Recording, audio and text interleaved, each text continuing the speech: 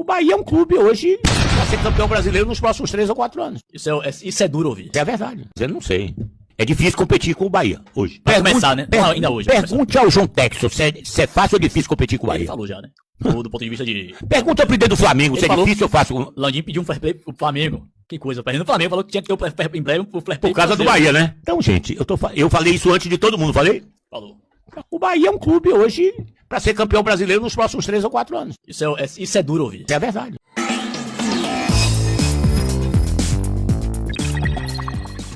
Meus amigos, nosso Esquadrão de Aço tem um jogo de extrema importância no dia de hoje.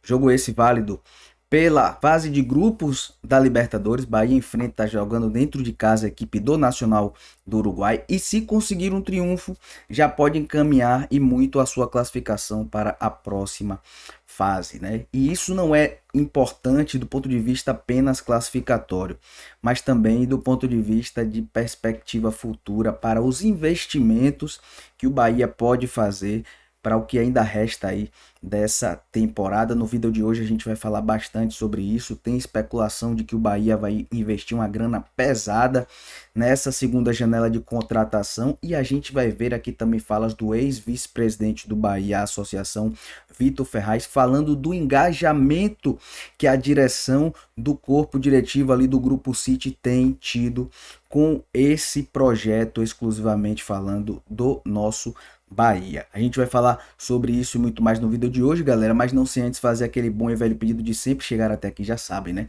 Senta o dedo maroto no like, se inscreve no nosso canal pra gente bater essa meta de 37 mil inscritos e ajudar a difundir o nome e a marca do nosso Esquadrão de Aço para mais torcedores, beleza?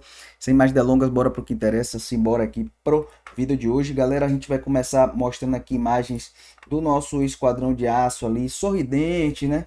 Depois do último treinamento aí do Bahia para enfrentar aí a equipe do Nacional do Uruguai, tá na tela.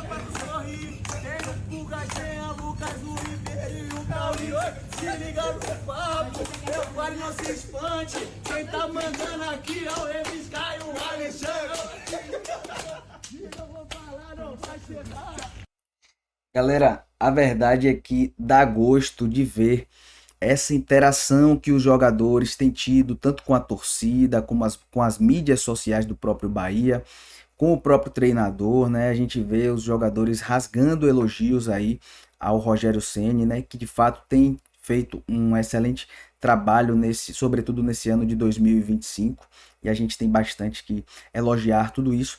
Porém, nada disso estaria acontecendo se não tivesse ali a mão de uma administração muito competente, que é a do Grupo City, é claro, né? Eles que têm dado todo esse suporte, né, para os jogadores estarem dessa maneira aí, treinando contentes, jogando dentro de campo, de fato honrando a nossa camisa. Então a gente tem sim que agradecer aí lá os precursores lá atrás que fizeram com que o Bahia chegasse nesse nível de associação que chamou a atenção do Grupo City, e agora diretamente agradecendo o maior MCO do futebol mundial. Beleza, rapaziada? Hoje a gente vai enfrentar aí uma equipe muito tradicional. Jogo na tela aqui pra gente ver como é que tá a classificação do nosso grupo aqui, o grupo F, tido como o grupo da morte por todos aí, né? Bahia aqui em primeiro, ó, com 7 pontinhos, Internacional em segundo com 5, Atlético Nacional em terceiro com 3 pontos e o Nacional do Uruguai, nosso adversário da noite de hoje, com 1 ponto. Porém, a gente sabe que não podemos vacilar. O Nacional do Uruguai já tem 3 conquistas de Libertadores, então não é nenhum cachorro morto, meus amigos. De fato, ele está nessa situação porque o grupo do Bahia é sim papirão, né?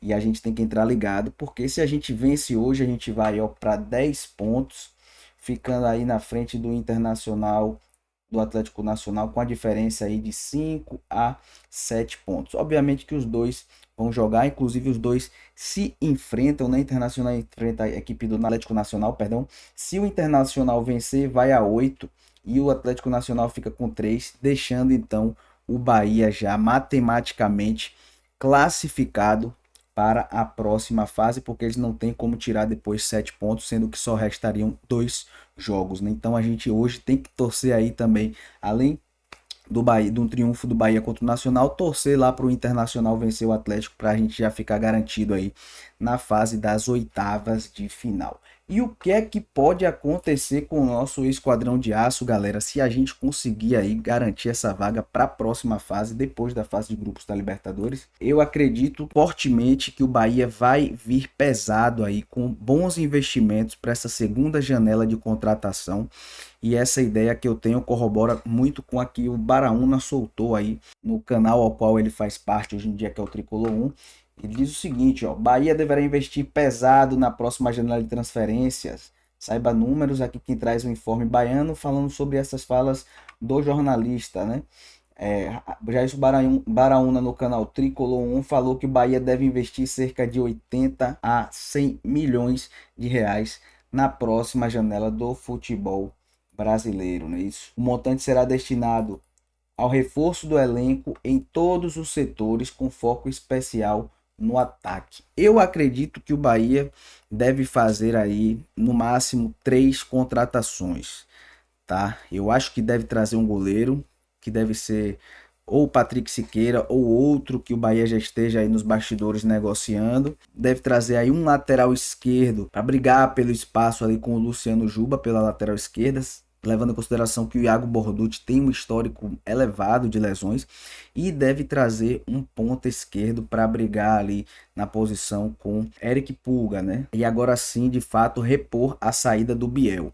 Então essas são as 3 posições mais urgentes.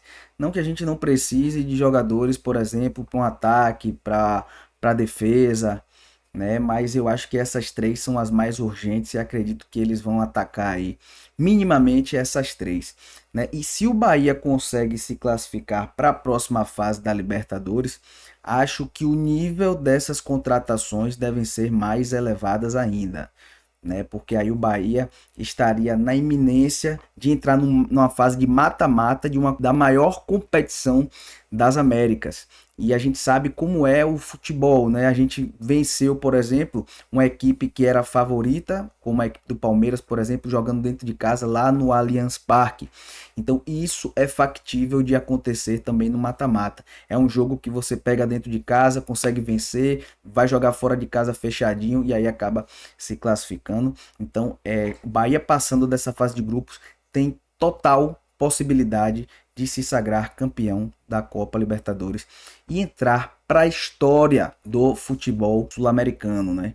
Então eu acho que o Grupo City não vai desperdiçar essa oportunidade, vai aproveitar a segunda janela para poder fazer um investimento robusto, levando em consideração também que grandes equipes como Palmeiras, que a gente citou aqui, Flamengo, estarão participando do Mundial de Clubes. Então eles vão estar aí meio que extenuados para o decorrer dessa competição, e o Bahia pode sim tirar proveito dessa situação se souber fazer os investimentos necessários aí para galgar esse novo objetivo. E para fechar o vídeo de hoje, trago falas aqui do ex-presidente do Bahia, Vitor Ferraz, que corrobora com essa ideia, né? Ele vai mostrar para a gente o quão engajado está o Grupo City com o nosso projeto do Esquadrão de Aço aqui no Brasil. E pelas informações que ele tem acesso por ter feito parte diretamente desse acordo, dá sim a impressão de que eles tratam o Bahia como a segunda força do conglomerado. Vou soltar na tela para a gente reagir juntos. A gente teve no ano passado, acho que isso também dá para falar qualquer coisa comigo. Os vídeos, Ferran, de vez em quando, Ferran, eu vou dizer assim, é incrível. Eu tenho um óculos Porque pra falar. o homem assiste tudo e de alguma forma tem acesso a tudo. É impressionante. Saiu hoje, né? E aí ele pede pra, de vez em quando, chega uma mensagem pro pessoal de conteúdo, pra Felipe, bota uma legenda aí nesse vídeo que esse aqui tá incrível. E aí a gente manda, assim. E aí eles têm essa coisa de querer vir aqui e entender. A gente teve no ano passado o encontro dos CEOs de todos os clubes do grupo, aqui em Salvador. Sim. Na linha verde ali, né? No hotel, e depois eles vieram pra cá e foram todos eles pro estádio, pra um jogo, e eles ficaram encantados, assim. Porque é muito diferente, né? A forma visceral como a torcida brasileira, e no Bahia ainda mais, vai ao estádio, tá ali, interage, participa do jogo. Então, isso e muito mais, né? Tem muitas outras coisas do ponto de vista mais técnico, mais... a gente está num país de dimensões continentais, como isso é desafiado do ponto de vista logístico. A logística é um desafio enorme, recuperação de atletas. Então, estamos aprendendo, estão todos aprendendo nesse processo, mas com um olhar dedicado, assim, muito grande em relação ao clube. Tá aí, rapaziada, falas do ex-presidente do Bahia Associação, Vitor Ferraz. Agradecer a galera do Zona Mista aí, que realizou essa entrevista aí com o Vitor Ferraz, né? Então ele deixa claro que o CEO do Grupo City, Ferran Soriano, ano ele está atento a todas as partidas do jogo do Bahia, não só as partidas, mas também aos bastidores, tanto que ele pede para o pessoal da mídia do Bahia legendar alguns vídeos para ele poder entender o que é que os jogadores estão falando ali nos bastidores e tudo mais. Então mostra de fato o engajamento que o Grupo City tem com os conteúdos e com o dia a dia do Bahia. E o que o Vitor Ferraz falou também é muito verdade. Por que que eles estão tão engajados com esse projeto? A gente sabe que toda empresa visa lucratividade. E o Bahia faz parte de um dos maiores produtos do mercado mundial do futebol, que é o Brasil. O Brasil tem proporções continentais. Isso indica que tem margem de crescimento. Hoje o Bahia tem por volta ali de 3 a 4 milhões de torcedores catalogados. Então ainda tem muito para poder crescer estadualmente, regionalmente e nacionalmente. E eles sabem disso.